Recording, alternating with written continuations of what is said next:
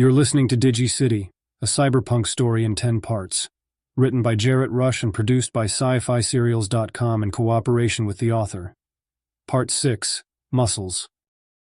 Miller cupped the picture of the girl in the palm of his hand. He didn't recognize any of the people who littered the streets of Digi City, but he felt like he knew them all. They were familiar. He knew he wouldn't find his girl there. There was light in her eyes that didn't exist among people hooked on digital. That light was the first thing that data put out. It killed your curiosity. It killed your spirit. It killed your drive. None of the addicts here had that light anymore, but the guys punching the keys behind the scenes did, and that's who Miller was eyeing. All their faces were new to him, and of course they were. He didn't tend to bother the guys behind the keys. They were just businessmen, doing what they had to make a buck. They found the people who needed their skills. Digi City was their Roma. But just because Miller had nothing against these guys didn't mean the feeling was mutual. He'd pulled enough of their customers out with their hands bound by plastic ties over the last few months that he wasn't a stranger. That's why his approach was slow and quiet. Small guy. Hair pulled back into a sloppy ponytail. Miller came up from behind. The guy had his attention focused on a monitor. Still cupping the picture, Miller reached around the guy and put the photo right in his line of sight. "Seen her?" he asked quietly. The guy studied the picture for a brief moment. "Not today, but..." He turned to see who was holding the picture, then stopped when he recognized Miller. His attention went back to his screen. "No, I haven't seen her or know who she is." Miller sighed, then grabbed a handful of the guy's ponytail and pulled. His neck yewed, and Miller locked eyes with him.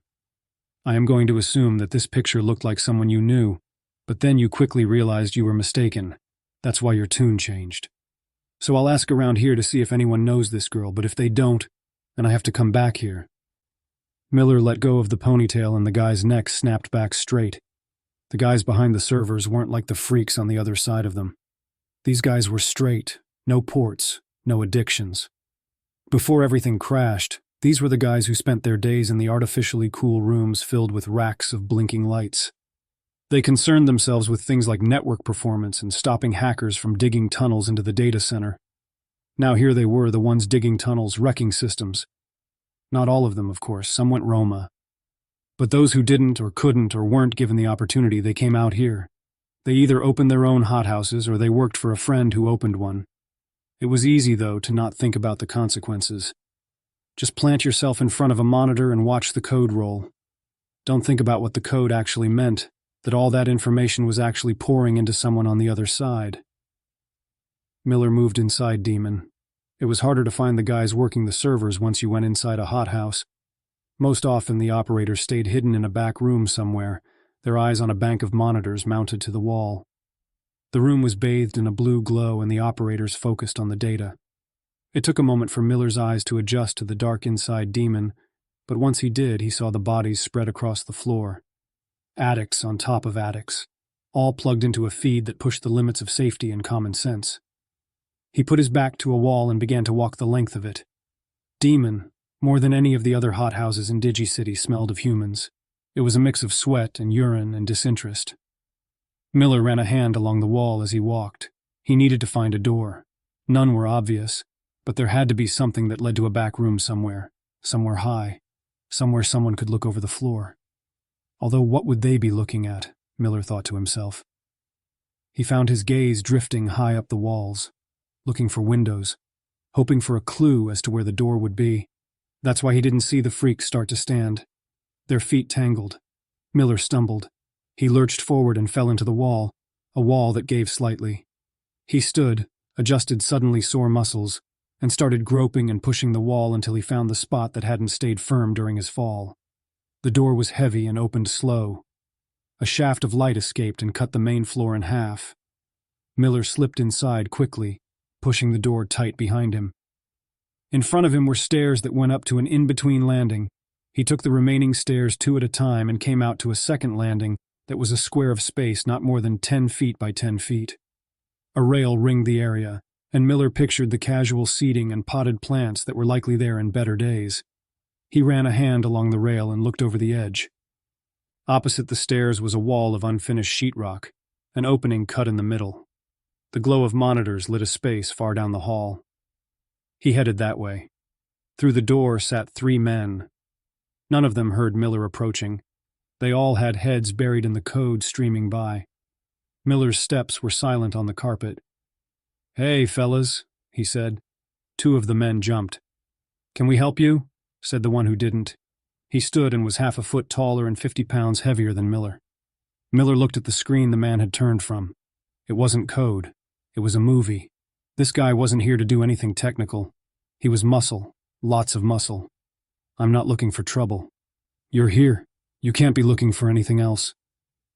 Miller put up a hand to stall the man's slow approach. "I just want to know if anyone knows where this girl is." He reached into his pocket, pulled the picture, then held it out in front of him. "Here," he said. "Her." Muscles didn't stop, and Miller took blind steps backward, trying to maintain a distance. "Easy, big guy," Miller said. "It's just a question. If I get an answer, I'll be gone." "You'll be gone, answer or no answer." One of the guys who'd actually been watching the code tried to look around the moving mountain and get a better view of the photograph. "Hey!" Miller shouted. "Here! Look!" That was the last straw. Muscles charged. He raised a hand, preparing a punch. Miller turned, and the guy caught nothing but air. Miller put a boot into the guy's backside as he passed and pushed him to the floor. He rolled over and scrambled to his feet as Miller charged. He put a shoulder into Muscles' stomach, and the pair fell back to the floor.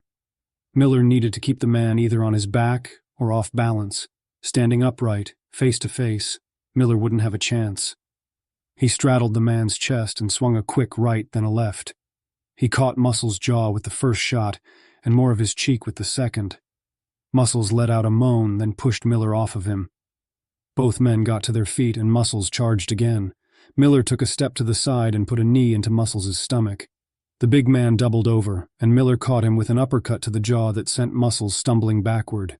Miller grabbed Muscles' shoulders to keep him bent over. He put a knee hard into Muscles' nose. Muscles screamed, and blood quickly stained the floor. He dropped to his knees and cupped his face in his hands. He was done. Miller turned back and found one of the coders holding the picture, studying the girl. "Know her?" He nodded, not taking his eyes off the photo. "Her name is Amy.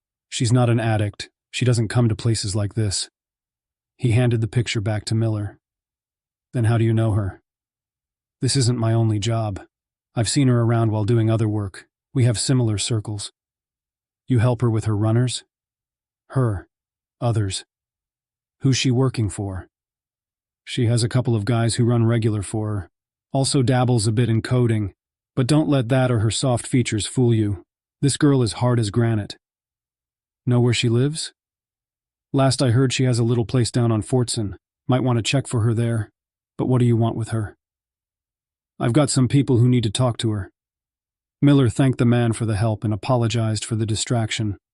Muscles moaned behind him as he left.